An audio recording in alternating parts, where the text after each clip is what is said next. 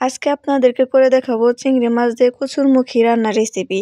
তার জন্য প্রথমে কড়াইয়ে তেল দিয়ে পেঁয়াজ কুচিগুলো দিয়ে হালকা বাদামি করে ভেজে নেব। তারপর পরিমাণ মতো একটু পানি দিয়ে তার মধ্যে দিয়ে দেব আদা, রসুন এবং জিরে বাটা।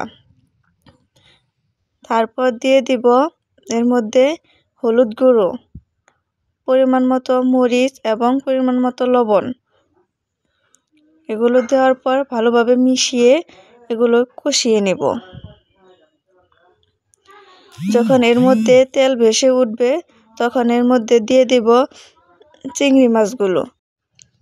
তারপর চিংড়ি মাছগুলো একটু মশলার সাথে ভালো করে কষিয়ে নেব। কষানো হয়ে গেলে এর মধ্যে দিয়ে দিব কচুরমুখীগুলো দেওয়া হয়ে গেলে এগুলো একটু নেড়ে দিয়ে মশলার সাথে ভালোভাবে মিশিয়ে নিয়ে তারপর ঢাকনা দিয়ে ঢেকে ভালোভাবে কষিয়ে নেব। কষানো হয়ে গেলে এর মধ্যে দিয়ে দেব পরিমাণ মতো পানি।